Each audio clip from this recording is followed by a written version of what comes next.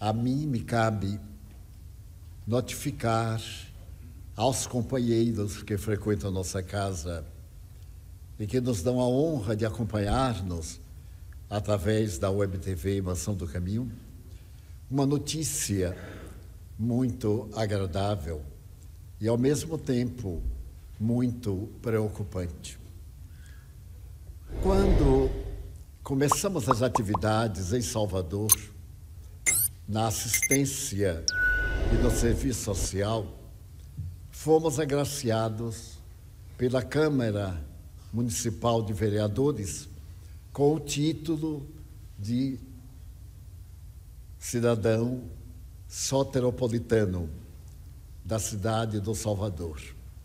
Àquela época, mais de 40 anos se passaram, eu tinha resolvido não aceitar qualquer encômio ou qualquer tipo de agradecimento desta ou daquela natureza. Trazia no meu consciente e no inconsciente profundo que a adesão a uma doutrina como o Espiritismo era, para o candidato, uma verdadeira honra. E como o candidato estava restaurando o cristianismo na terra, essa doutrina de Jesus dispensa quaisquer manifestações gratulatórias, honoríficas, que destaque o indivíduo na sociedade. Porque é a doutrina da abnegação, da renúncia, da humildade, e que tem por meta a caridade. Naquela ocasião, quando eu fui agraciado com o título, eu indaguei pessoalmente ao Chico Xavier, pela sua experiência, ele era mais velho do que eu, 19 anos, o que é que ele me aconselhava? Eu havia tomado, no período do cristianismo inicial, os fariseus voltaram-se contra Jesus e ser cristão era um verdadeiro desafio. Mais tarde, o Império Romano, iniciando por Domício Nero, estabeleceu a pena de morte aos não idólatras e começou a perseguição que se prolongou durante quase 300 anos. Foi a partir de 313 da nossa era que o imperador ofereceu ao cristianismo uma oportunidade legal. E através de um edito em Milão, no dia 13 de julho de 313, o imperador Constantino considerou que os cristãos podiam fazer parte do Império Romano e o Deus do cristão, que seria a encarnação de Jesus Cristo, era perfeitamente adotada dos templos pagãos. A partir daí, surgiu a Igreja Católica Apostólica Romana e conhecemos a história do cristianismo, mais ou menos, bem e mal contada, até os nossos dias. Dessa forma, ser cristão era um desafio, um desacato às leis, uma punição. Ser espírita era, de algum modo, não participar da correnteza da desorganização social, do desequilíbrio e, principalmente, a diretriz de uma vida honorável, quanto possível, e, acima de tudo, modesta. O verdadeiro cristão é o irmão da natureza, é o Francisco de Assis dos dias contemporâneos. Mas, então, completava Chico, desde que nós possamos receber esse estímulo, que é uma forma de falarmos sobre o Espiritismo, na hora do agradecimento, nos recintos em que sejamos homenageados. Eu também, dizia ele, tenho sido homenageado com alguns títulos de cidadania. E Emmanuel me orientou para que eu os recebesse, a fim de propagar o nome do Espiritismo, porque me homenageando, homenageava naturalmente por causa da doutrina a que me vinculo. Pareceu-me muito lógico e eu aceitei. Aceitei, passaram os tempos e desde o primeiro, em plena corte da Câmara de Vereadores, eu disse que não merecia o título. Porque trabalhar no bem é bom para quem trabalha. Não estamos fazendo nenhum favor à sociedade. É como diz hoje a psiquiatria, é necessário apagar a nossa sombra. Carl Gustav Jung escreveu com muita propriedade: a sombra, que são nossas más inclinações, é uma dama vestida de negro que chega e bate em nossa porta. Deixemos-la entrar. Não nos oponhamos à sombra, quer dizer, às nossas paixões, mas procuremos diluí-las a ponto de atingir o estado luminoso. Essa palavra é derivada do latim numen, uma luz interior. E o próprio Carl Gustav Jung, para poder dar acesso à sua sombra, ele teve uma depressão durante 3 anos, que o levou ao fundo do poço, do qual ele saía para poder lançar a chamada psicologia analítica, essa terceira força em psicologia. Então, eu sempre dizia, no momento do agradecimento, que eu aceitava a lembrança do meu nome, a alegria de estar ali, mas não a homenagem. A homenagem eu transferia para o Espiritismo, porque se não fosse o Espiritismo, eu não estaria ali. Então, é o Espiritismo que merece. Em algumas cidades do interior, eu oferecia aos espíritas locais, que tiveram a coragem de abrir um centro, de desenvolver atividades, e aquelas de caráter federal, eu dediquei a Allan Kardec, que teve a coragem, no século XIX, de lutar contra a intolerância, as perseguições visuais, legais, as situações embaraçosas.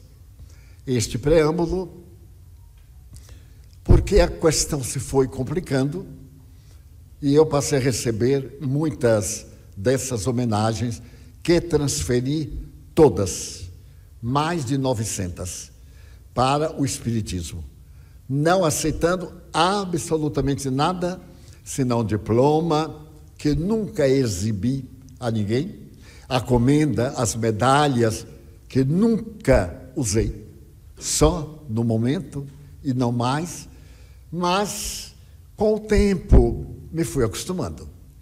E recentemente, no ano passado, eu recebi uma comunicação do Itamaraty, em Brasília, que eu havia sido homenageado com uma comenda, apresentado o meu nome por um grande ministro, o ministro do exterior das nossas nações, que era espiritista e que, por essa ou aquela razão, achava que seria bom para mim receber essa homenagem do governo federal.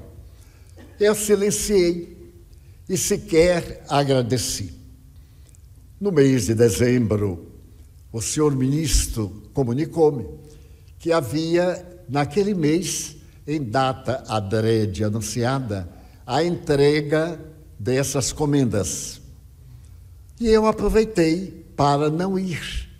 Estava um pouco quebrado de energias. E então passei uma procuração ao nosso irmão João Pinto Rabelo, em Brasília, para que ele a recebesse por mim. No entanto,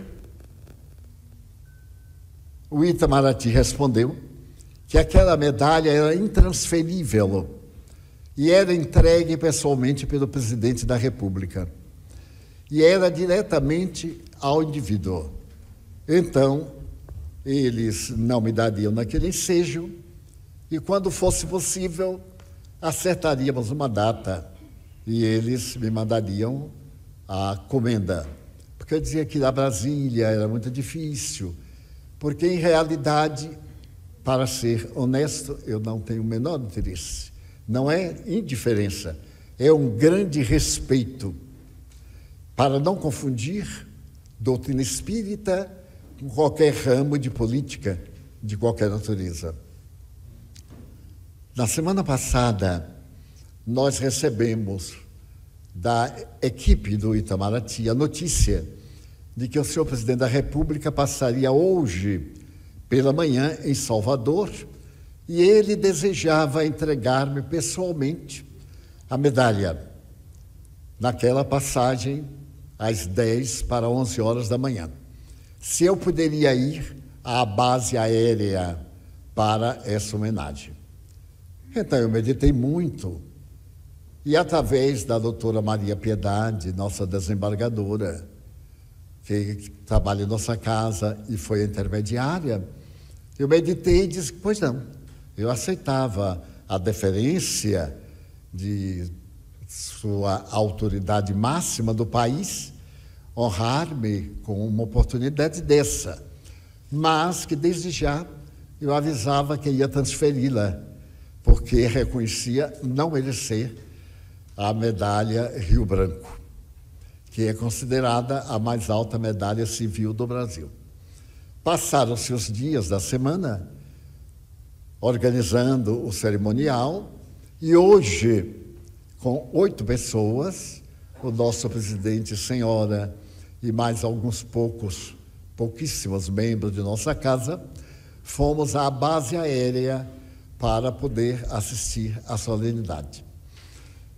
Para nossa surpresa, estava praticamente uma grande representação do Itamaraty, principalmente a do seu ministro, o ministro das Relações Exteriores, que foi o autor da solicitação, e mais 2 outros ministros de Estado, inclusive o ministro da Cidadania e alguns embaixadores e algumas outras pessoas representativas lá na base militar da aeronáutica.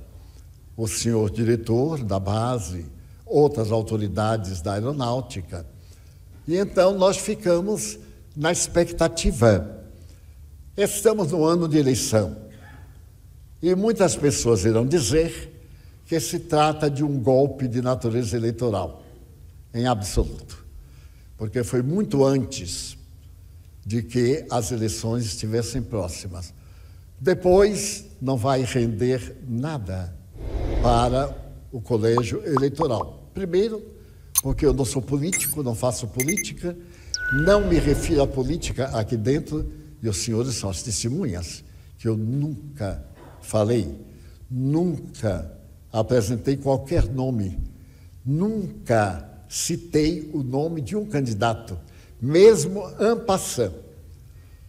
Mas devemos ter muito cuidado, porque é uma hora de incompreensões, de maledicências, de fake news, de mentiras oficiais, e tomamos as precauções que são justas. Não comunicamos a ninguém.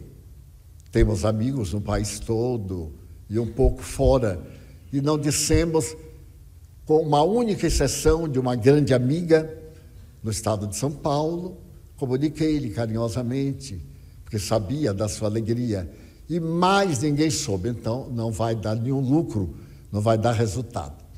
Mas o que eu desejo acentuar é que ficamos à sala, conversando com as autoridades sobre temas do Brasil, fazendo uma abordagem a respeito da educação dos presidiários, de atividades que um dos ministros cuida com os portadores de toxicomania, os jovens, os adultos atormentados, outras questões também de muita importância, a pobreza que no mundo e em nosso país multiplicou-se, os sem-teto, não da organização sem-teto, pessoas que dormem na rua.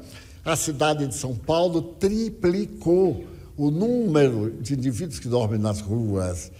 Aqui na cidade de Salvador, de crianças abandonadas, etc.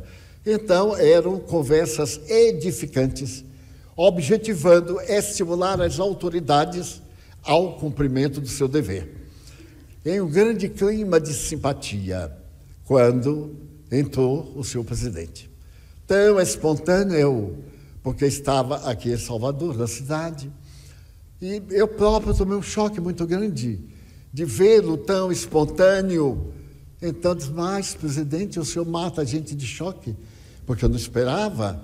Aquilo tem um ritual, tem um protocolo muito rígido pelo Palácio de Itamaraty, e ele entrou bem à vontade, foi logo abraçando todo mundo, e começamos a conversar sobre a questão em pauta. Ele estava vindo do seu encontro com futuros simpatizantes, e ali estava para a solenidade. A solenidade foi brevíssima, foram 28 minutos. Então se cantou o hino nacional, e eu me lembrei dos jogadores de futebol, coitados, né? Que ficam batendo a boca.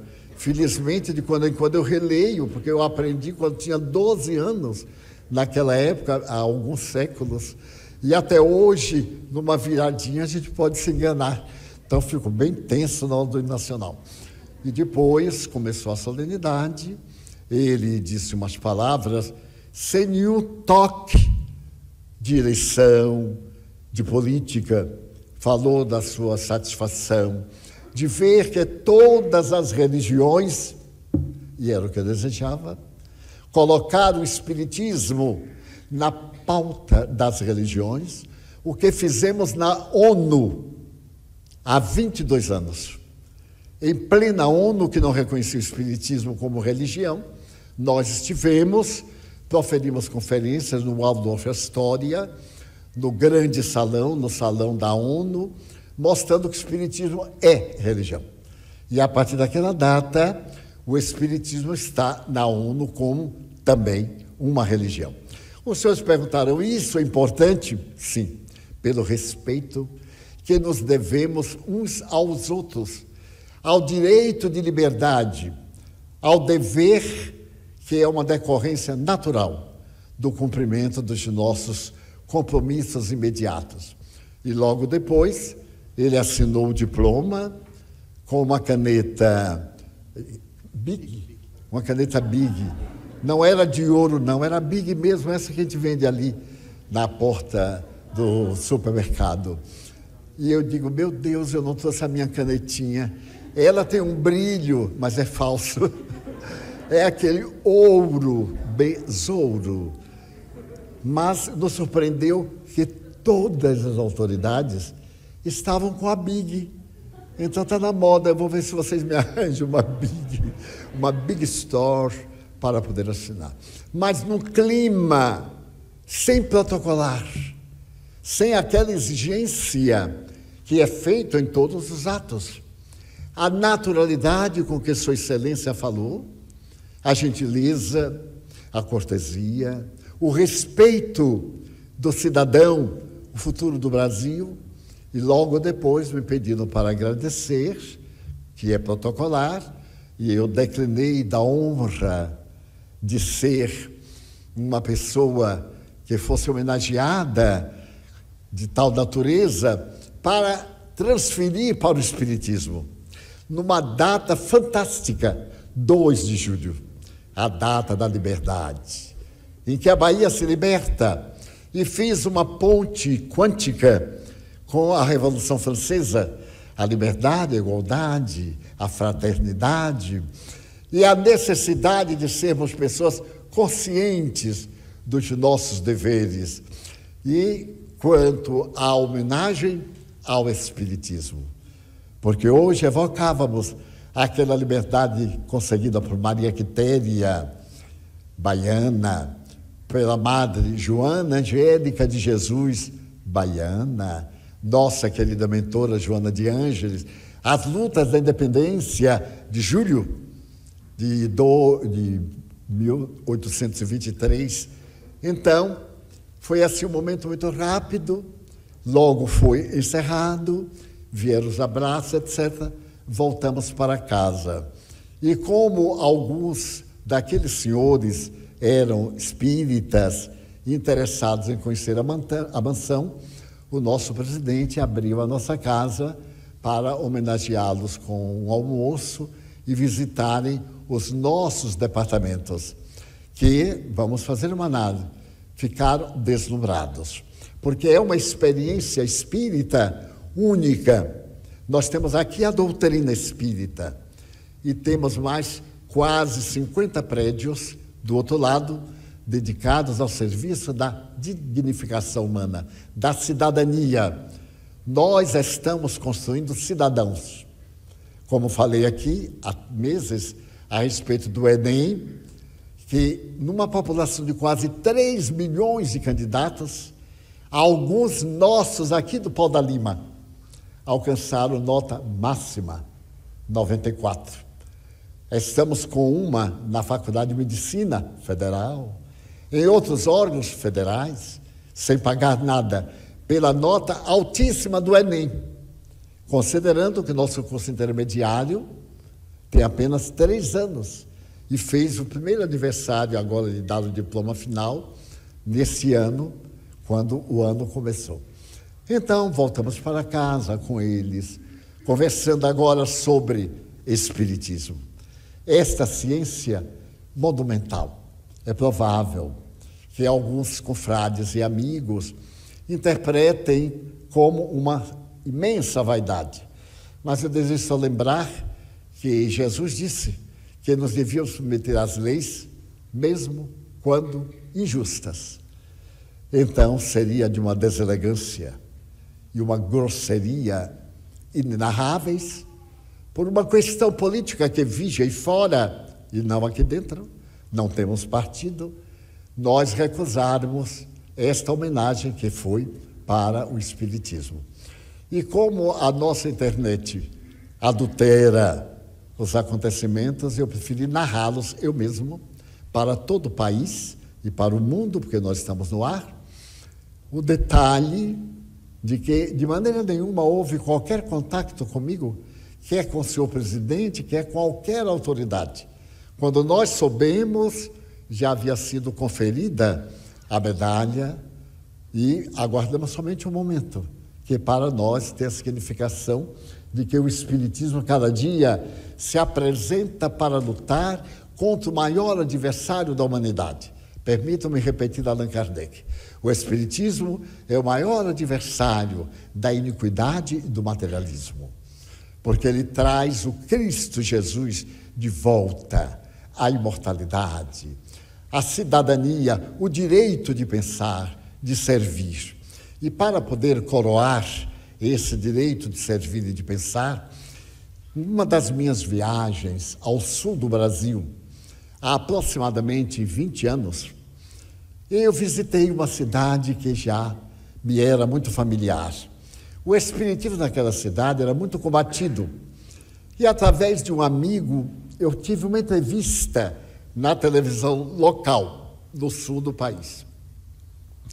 A entrevista era com um homem notável. Naquela época, ele era deputado federal e era considerado um dos maiores âncoras do Brasil. A entrevista era estar na televisão e o público fazer a pergunta que quisesse e eu dar a resposta espírita.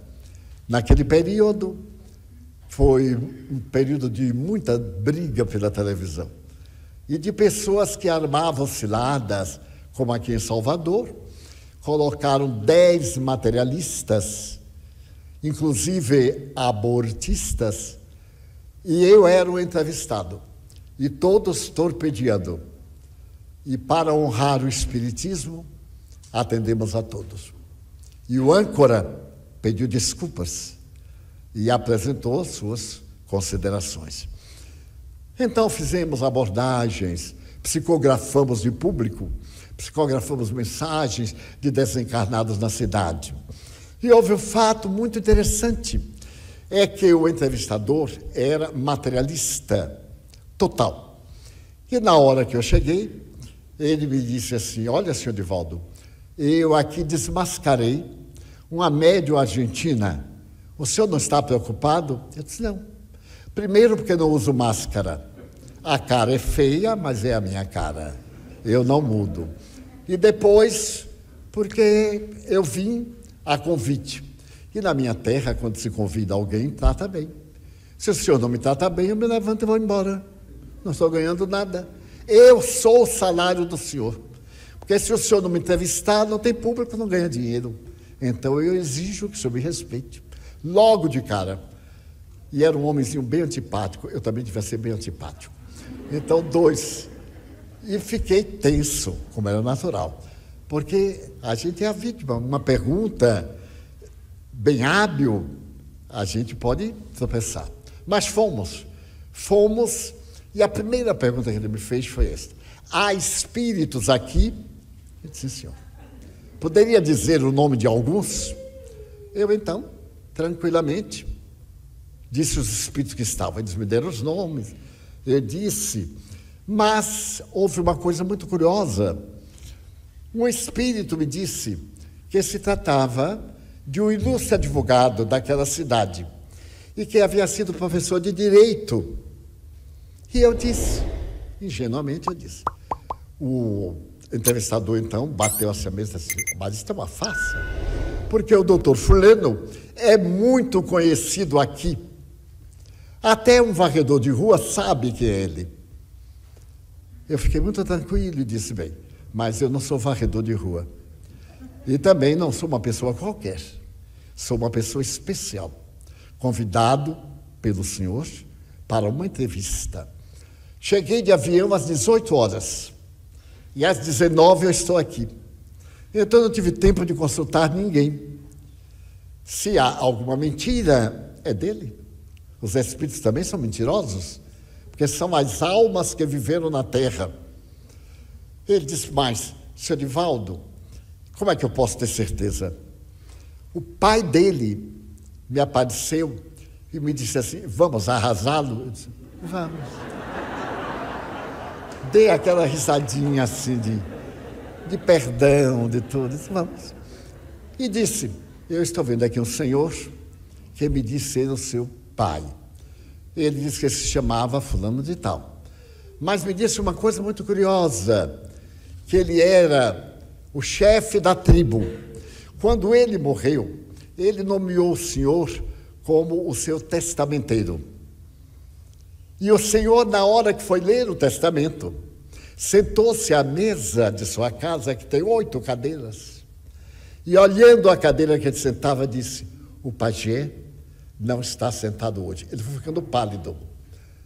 E eu então fui bem devagarzinho com o punhal da fé. Eu disse, ele então falou que o senhor lamentou isso. Ele disse, repita o nome dele. Eu repeti. E ele veio acompanhado desse mestre do direito, que foi o seu professor na universidade. Ele disse, mas, senhor Divaldo, tem que ter uma explicação. É a que eu estou dando. O senhor pode querer outra explicação, mas esta é que eu estou dando, que é a verdadeira. Eu só desejava saber se o nome de seu pai está correto, se houve isto. Ele disse, senhor Divaldo, nossos... Aí pediu os anúncios. Eu digo, Leonardo, mas quando estava assim cara a cara, eu digo, o senhor pergunte agora o que quiser, mas na volta o senhor tem que dizer se eu falei a verdade ou a mentira, ou então eu digo, levanta e vou embora. Enfrentei o cara de pé. Ele disse assim, mas eu estou embaraçado, porque isso tudo é verdade, mas papai morreu. Eu disse, por isso que ele veio. Se ele estivesse em casa, não vinha. Estava assim o estúdio. Então, o professor de direito veio e disse assim, olha, Divaldo, vamos acabar com essa discussão. Diga-lhe que no 2º ano de direito, ele perdeu a minha cadeira. E como ele estava com um programa muito grande em Brasília, ele veio me pedir se eu poderia, com os colegas, enfim, promovê-lo. E como legalmente eu poderia fazer, era uma questão de aumentar 1000 pontos na nota, eu não recusei e dei-lhe a nota. E hoje ele é advogado porque eu ajudei. Eu fiquei contentíssimo. Eu disse assim, meu amigo, o seu professor está me dizendo uma coisa. muito íntima. Se o senhor quiser, eu digo perante todos. E se não quiser, eu lhe direi particularmente. Ele disse, é coisa muito séria? Eu digo, sim, senhor. É a respeito daquela prova. Ele logo disse, nem vá adiante. Porque era impossível eu saber de um acontecimento desse. Aí ele ficou meu super amigo, amicíssimo. E para confessar aos senhores, a questão tomou um rumo estadual, porque as pessoas acompanhavam pela televisão. E aí eu tive que dar outra entrevista na televisão e outra. E graças a esse senhor, eu fiquei muito conhecido no estado. Nesse ínterim, ele soube que nós tínhamos a Mansão do Caminho, uma obra social. E ele resolveu vir conhecer a obra social. Então veio. Era um excelente escritor, era redator de um jornal local. Ele visitou a mansão, voltou e escreveu um artigo sobre as crianças da Mansão do Caminho. O método de Piaget que nós aplicávamos naquela época, o período áureo de Maria Montessori, mas nós já aplicávamos Piaget, que eu havia tomado conhecimento na Suíça, na casa de um aluno de Piaget, o Dr. Ré. Então aplicamos aqui e eles ficaram deslumbradíssimos, ele principalmente. Mas quando ele veio, ele me disse, Divaldo, eu nunca assisti uma sessão mediúnica. Você pediria para eu assistir? Eu disse, pois não. Pedi e a nossa mentora permitiu. Nessa sessão, eu recebi para este homem uma mensagem escrita. A mensagem era firmada por um senhor de uma das cidades daquele estado. Esse senhor havia deixado para a sua família uma fortuna, mas o processo começara e estava estagnado já fazia 28 anos. Os herdeiros diretos já haviam morrido. E agora eram os netos, etc. E o homem, para poder convencer, disse, eu estou sepultado no cemitério tal da cidade, da sepultura número tal. Então, eu li a mensagem para ele e dei. Eu não soube o que é que ele fez da mensagem, senão 3 anos depois, quando eu voltei à cidade, e ele pediu para ser meu apresentador. E aí disse, eu vou apresentar o Divaldo Franco da seguinte maneira. Ele recebeu esta mensagem. Aqui está. Mas quando eu cheguei ao Hotel da Bahia, quando era o Hotel da Bahia, e então telefonei para a cidade pedindo que um repórter fosse ao cemitério e fotografasse essa sepultura. E o repórter foi e não achou a sepultura. Eu fiquei abalado. Porque o Senhor pedia para eu interferir junto ao juiz desembargador para liberar o processo que estava sobre a mesa dele. Todo o processo chegava, botava em cima. E ele jamais alcançava, porque ia naturalmente resolvendo os que chegavam e o processo estava lá parado. E por que eu peço a você? Porque ele, o desembargador, foi seu padrinho de casamento e você tem amizade com ele e a minha família está precisando. Então, quando ele recebeu que não tinha a sepultura, ele voltou à sua cidade, ele foi ao cemitério verificar e não tinha. Então, de lá, inocentemente, ele telefonou, Divaldo, aí pergunta para fulano, qual é mesmo o número da sepultura?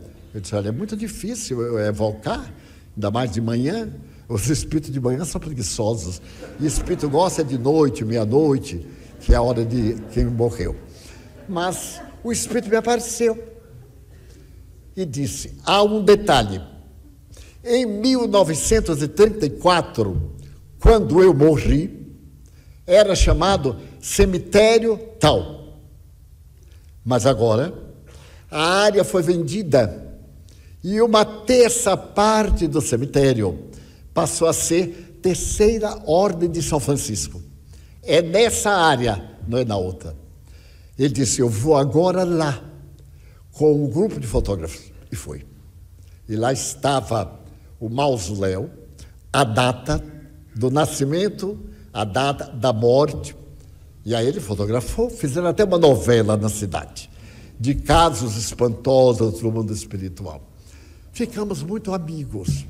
E, naturalmente, surgiu, entre alguns irmãos protestantes, que era Satanás. Eu acho o nome assim tão superado, né? Satanás. Coitado, ele já perdeu tanta oportunidade. Há 30 anos, ser médio de Satanás, ainda mais na Bahia, era ter força.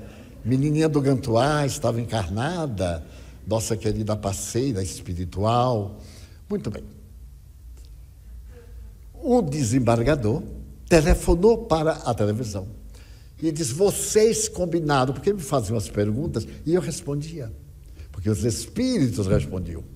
Ainda estava formulando a questão e eles já me diziam. E então o senhor desembargador disse, é uma farsa.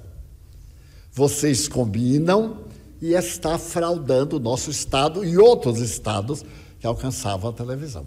Foi uma coisa muito séria. O senhor desembargador dizia o seguinte, eu contratarei um teatro e os dois irão comparecer e nós perguntaremos na hora, aceita o desafio? Eu disse, para mim, tanto faz ser um teatro como uma cabana, que for, pode contratar o teatro. Aí contrataram para o domingo, um teatro muito grande da cidade. E eu perguntei, como é que será? Todo mundo vem para o teatro e faz pergunta por escrita na hora, todo mundo vendo e o senhor responde. Muito bem. Então fomos. Foi uma perturbação que vocês calculem, gente, porque o povo adora uma briga dessa, né? Vamos ver quem vai ganhar.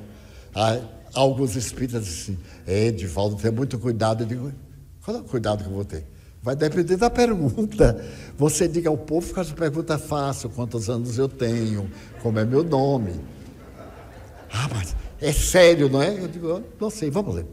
Chegou o momento e começou a coisa. Vinha um papelzinho escrito na hora, as pessoas passavam, eu de longe, numa cadeira. Por fim, levantou o desembargador e disse que era melhor verbal.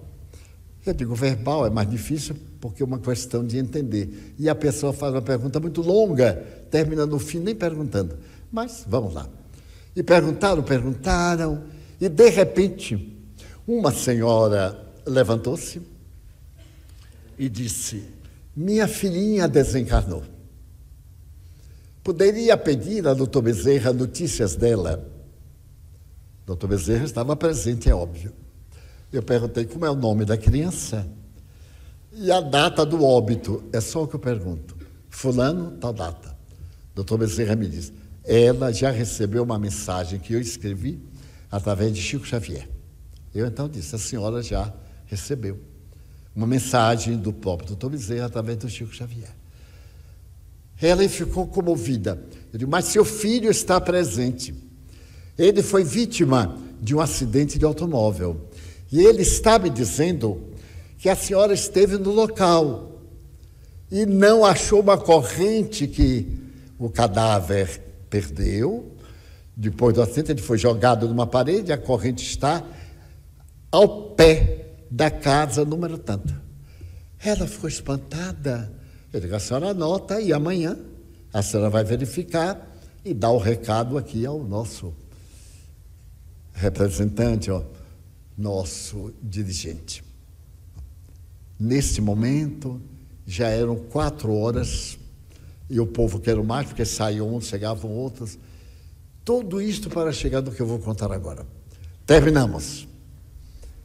Para eu poder sair, foi necessário sair carregado pela polícia, para ver as situações que nós ficamos.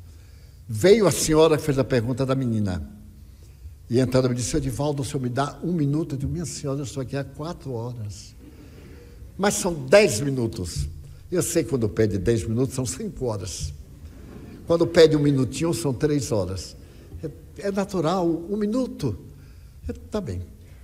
Ela disse, seu Edivaldo, esse é o meu marido. Era um senhor de uns 50 anos, um semblante muito triste, ela também um pouco melancólica. Seu Divaldo, a nossa vida está neste pedaço de papel. Nós somos casados há vários anos. Eu sou psicóloga. Meu marido é negociante internacional. E nós temos uma família linda, 4 filhos homens. E o nosso sonho era ter uma filha. Então tentamos. E Deus nos abençoou mandando uma filha querida, Elizabeth, o nome da nossa filha. Ela veio e era um anjo. O senhor imagine que o amor dela pelo pai e vice-versa era de uma forma que comovia. Meu marido adorava. Nesse ínterim, ele se transferiu do interior para aqui a capital, nos transferimos, porque os negócios dele no exterior multiplicaram-se e aqui estava mais perto do aeroporto. E a minha filha pediu que ele nunca nos abandonasse.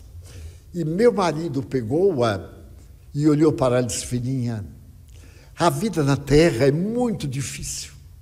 Eu adoro sua mãe, adoro você, seus irmãos, mas eu sou um homem frágil, sou uma criatura humana. Vou lhe pedir uma coisa, minha filha.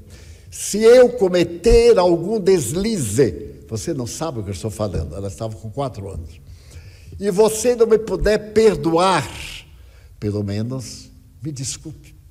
Ora, pediu uma criança de 4 anos, a diferença entre perdoar e desculpar, mas ele pediu. E ela disse: eu desculparei, papai, e perdoarei. Nesse ínterim, eu notei meu marido um pouco diferente. E um dia eu lhe perguntei o que é que estava acontecendo em nosso relacionamento. Eu o achava melancólico em casa, nunca me tratou mal. E percebi que ele estava algo apaixonado por outra mulher. Então, eu lhe falei com franqueza: nós nos amamos sem rebuços. Se você está saturado de mim, podemos divorciar-nos. Eu o amarei sempre, mas não quero criar um problema para a nossa família, nem para você. Ela contando, e ele em pé. Não são palavras exatas. Ele então me disse: é que eu tenho que lhe pedir perdão. Mas perdão de quê? Eu estou amando outra mulher. Eu quero lhe pedir um favor. É uma loucura. Eu estou sob uma força do mal, absolutamente telementalizado. Quando eu penso na criatura, eu enlouqueço. Então eu quero lhe pedir para não separar de mim, porque isso vai passar. Eu ficarei morando em casa, porém, aos sábados e domingos, eu irei para outra casa. E você dirá: meus filhos, eu estou fazendo uma viagem. Você é capaz? E ela continuou. Eu olhei para aquele homem a quem eu dava minha vida, chorando, e disse: não sei se serei capaz, mas podemos tentar. E a partir daí, aos sábados, pela manhã, ele viajava para outra casa. Mais ou menos um mês depois, ele disse: fulana, vou lhe pedir muito mais. Eu vou lhe pedir para passar a semana com ela. E sábado e domingo eu virei estar com a minha família. Você aceita? Eu te aceito. Se isto lhe torna calmo, eu aceito. E então, um dia, o nosso filho, que tem 16 anos, disse: mamãe, eu vi papai no automóvel com outra mulher. Eu disse: em absoluto. Seu pai não faria isso. Mamãe, eu conheço a mulher. Levo você lá. Meu filho, são amigos. Enfim, contornei a situação. Agora, Deus sabe como eu contornei a situação. Por fim, 3 meses após a primeira narrativa, ele me disse: fiquei bom.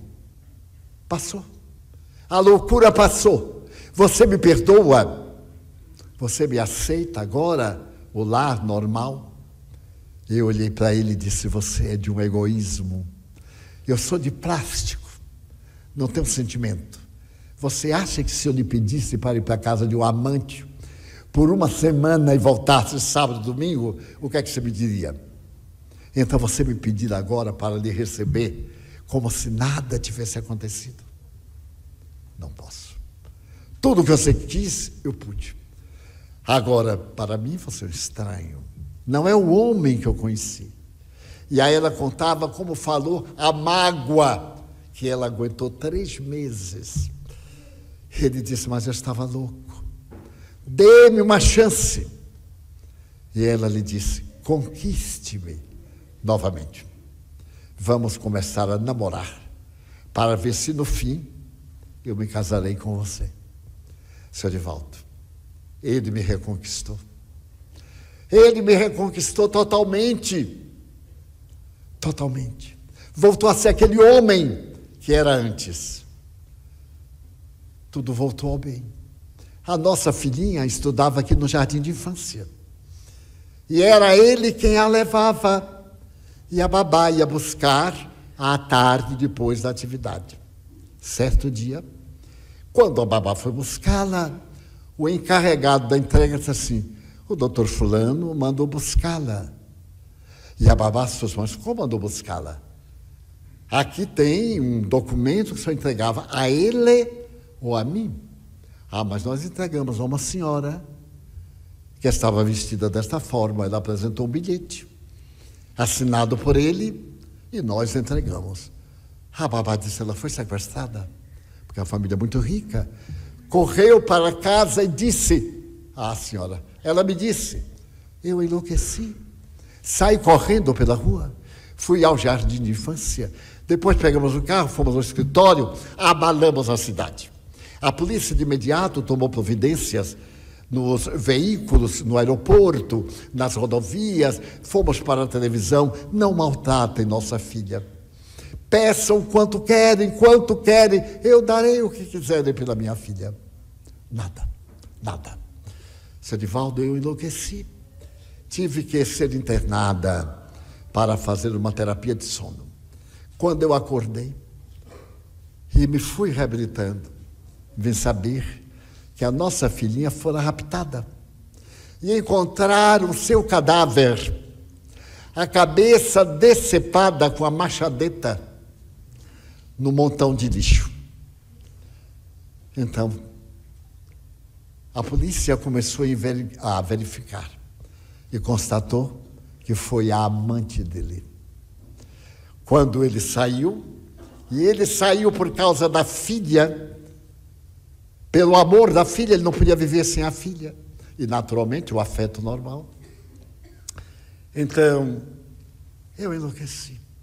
Minha filha, a fera, como foi chamada a mulher, a cidade se movimentou para linchá-la. Tiveram que mudá-la para uma cadeia numa cidade do interior. Mas você pode imaginar, quando eu soube, ele disse, foi você que matou nossa filha. O seu crime de adultério, você matou nossa filha. E ele, então veio o médico, veio o padre, disse, é a vontade de Deus. Eu disse, mas que vontade? Assassinar uma criança de 4 anos, com um machado. Não me conformei. Alguns dias depois, uma amiga minha disse, fulana, você é católica, mas eu tive um drama, meu filho morreu num desastre de automóvel. E eu enlouqueci também. Mas aí eu fui a Uberaba, e meu filho voltou, escrevendo-me uma carta espiritual. Vá visitar Chico Xavier. E ela me disse, eu não sabia quem era. Nunca ouvira falar deste homem. Eu não queria saber de nada. Então meu marido persuadiu-a, pegou um dos seus aviões, fomos a Uberaba. Mas quando chegamos, Chico atendia sexta-feira. Chegamos quinta, a fila era enorme, já estava ali há 2 dias e 2 noites. Ele atendia os primeiros 40, 1 a 1. Ora, não havia possibilidade nunca. Eu então cheguei na fila e disse, eu dou naquele tempo, 10.000 cruzeiros. Ah, quem me dera o lugar na fila? Todo mundo me olhou assim, 10.000 cruzeiros. Imagina se o dinheiro dela vai comprar essa oportunidade que nós temos de receber uma mensagem do nosso filho. Uma senhora que estava no 3º lugar perguntou: de que morreu sua filha? Eu disse: assassinada. Tome meu lugar. Meu filho morreu de acidente de moto. Fique no meu lugar com a ficha. E ela ficou. Teve a oportunidade de falar ao Chico. Quando ela chegou ao Chico, ele estava sentado, anotava os nomes. E então disse assim: Chico. Ele disse: minha filha, sua mãe, Dona Eulália, está me dizendo que Bebete está muito bem. Bebete está ainda dormindo como um anjo. Sente-se ali. Já isso, eu só faltei gritar. Como é que ele sabia? Ele disse que era mamãe. Deu o nome que a mamãe estava dizendo isso. E eu me sentei. Sentei. Aguardei a reunião que terminou às 3h da manhã. E na hora final, quando ele começou a ler as mensagens, então ele disse que tem uma mensagem de Bebete para seus pais, fulano e Beltrano. Ele não perguntou o nosso nome. E aí ele leu. A mensagem dizia mais ou menos assim: agora, seu Divaldo, o senhor leia a mensagem. Eu peguei o papel, que eu conheço, o papel de jornal que o Chico escreve, ou escrevia, e li. Ela disse assim: mamãe, não fique triste. Eu estava na porta, quando chegou uma senhora muito bonita, com um vestido azul no carro, e disse: Bebete, papai mandou buscar você. Entregou um papel, e eu me sentei na frente com ela. Ela me deu um bombom, e eu dormi. Quando eu acordei, eu estava com vovó, Eulália, e ela dizia: Bebete, você veio morar aqui agora comigo. Eu não entendi nada, só disse: eu quero mamãe, eu quero papai. Vovó Eulália disse: tenha paciência, nós vamos encontrá-las. Então, mamãe, se alguém pensa que me matou, se engana, porque eu estou viva. Mas não posso falar muito, mamãe. Eu estou transmitindo ao doutor Bezerra de Menezes o que eu quero dizer. Mamãe, fique em paz. Papai não tem culpa. Papai, você me perguntou: se algum dia eu cometer um erro e você não for capaz de me perdoar, pelo menos me desculpe. Papai, eu lhe desculpo, eu lhe perdoo. A vida é muito bonita, tá? Bebete. Aí a senhora me deu para ler, chorando, as pessoas em volta, todos nós, chorando, e ela disse: seu Divaldo, a minha filha está viva, e eu não sei o que fazer. A criminosa ainda não foi julgada, a fera, como foi denominada. Eu não sei o que fazer. Eu disse: olha, eu terei que pensar, não é assim tão fácil. Mas, e a mágoa que eu tenho do meu marido? Eu digo: não se justifica. O verdadeiro amor não dá espaço para a mágoa. É claro que nós sentimos a dor. Mas ele lhe disse várias vezes que estava louco. Não era louco, ele estava obsidiado por algum inimigo do passado com quem ele teve relacionamento com essa criatura. Dê-lhe uma chance, porque ele não vai aguentar essa pressão muito tempo. E a senhora pode agora chorar, Bebete, e começar a chorar por ele também. Tenha cuidado. Assim na vista. Ele me deu um abraço, despedimos-nos. Daí a poucos dias ela me telefonou, agradecendo que estava se recuperando.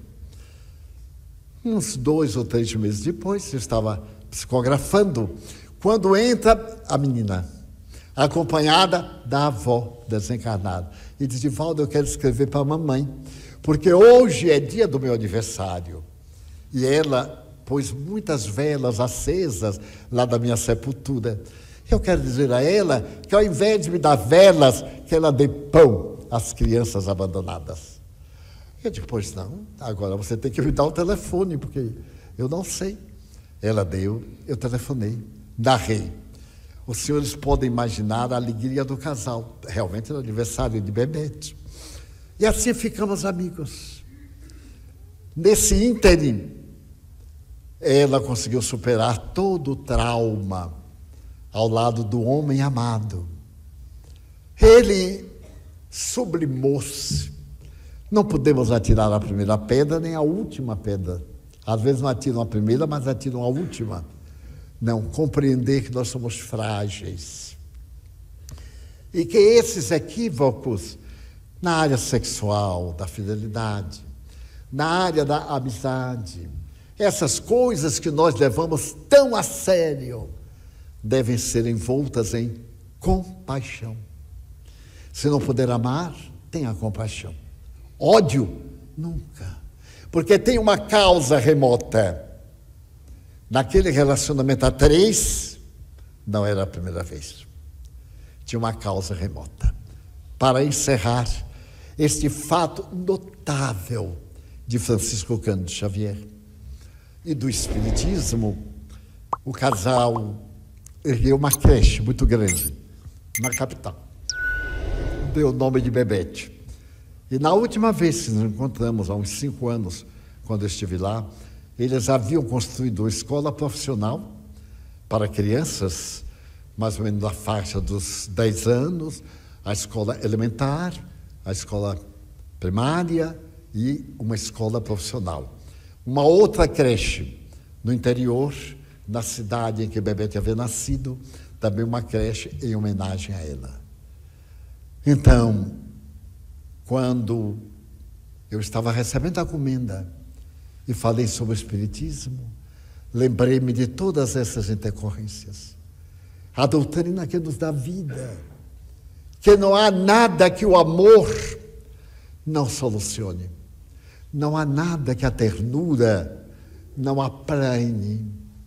O Espiritismo é uma ciência que explica por que estamos na Terra, as nossas deficiências orgânicas, emocionais, psíquicas, as obsessões, a miséria econômica. Querem ver outra muito dolorosa, a carência afetiva. Quanta gente solitária, quantos que estão a sós, a 2, casado, com um companheiro, uma companheira, porém a sós. Está ali um outro corpo, mas não aquela alma que planifica.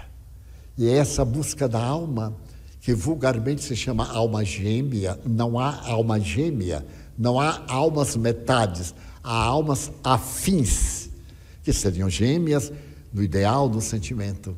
Quantos de nós estamos procurando esta alma afim? Uma lenda chinesa diz que quando nós completamos 30 anos, principalmente as mulheres, nós atravessamos a ponte do destino. Ela é toda feita de cristal. Por baixo passa o rio da felicidade. E quando a mulher dos 30 anos vai subindo, a divindade, às vezes com ternura, manda que do lado oposto venha um homem que está buscando a felicidade. Na perna direita da mulher que vai atravessando, há uma corrente de cristal com uma abertura. E naquele momento choca-se com a que está na perna do homem e liga. É a sua alma afim, a sua alma gêmea. Então, quem tiver aqui 30, ou 60, ou 90, não desanime. Dê uma olhadinha na perna para ver como é que está a corrente. E se a mola não estiver aberta, abra, por favor. E fique receptivo ao amor de Deus nesses dias tão conturbados da humanidade. Esta é a mensagem do Espiritismo para nós. Você ama? Ah, sim. Ame mais. Você tem mágoas? Sim. Apague-as. Elas nos fazem mal, nos adoecem, trabalham em nosso sistema imunológico, abrem espaços para o câncer. Nós ouvimos aqui um especialista em DNA que na terça-feira falou para nós, ou melhor, na quinta-feira, a doutora Betânia, falando do DNA, do perispírito, do espírito, numa ligação notável da ciência neurológica. Então, abramos nossas almas no relacionamento familiar. Todo casal tem período difícil. E o período difícil é para provar o amor. Como é que nós vamos demonstrar nosso amor sem a oportunidade da paciência, da misericórdia e até da compaixão? Daí, formulamos votos para que todos saiamos hoje com a alma entretecida de amor e, na pior das hipóteses, de compaixão. Vamos orar.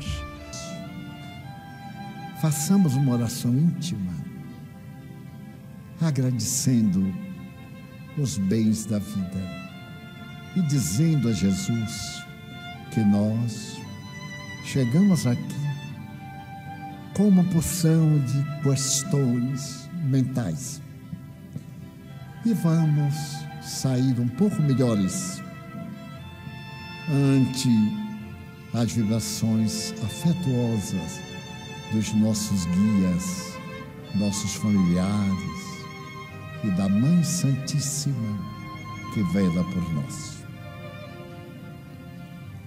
Nós te pedimos, Jesus, por nós próprios,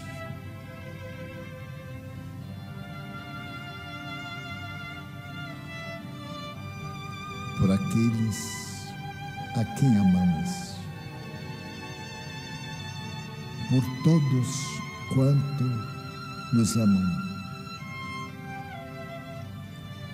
Nós te pedimos pelos nossos adversários que nos desejam mal, que sejam felizes e nos deixem em paz.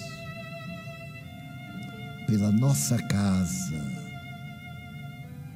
casa querida, aonde procuramos viver as tuas lições. Também te pedimos, em favor dos espíritos maus, que se comprazem nas perseguições ao bem.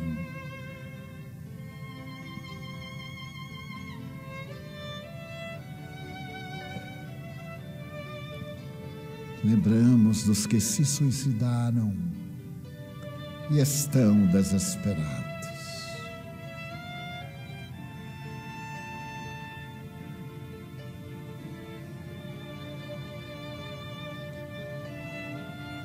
Nós te suplicamos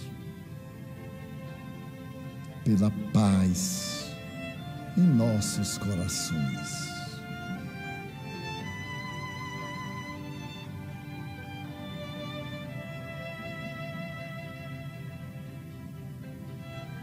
Pela paz em nossa família, pela paz no Brasil e na terra. Abençoa nossa água, torna medicamento salutar para nossas necessidades.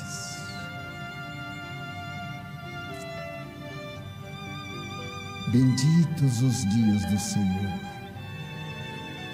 Agradecemos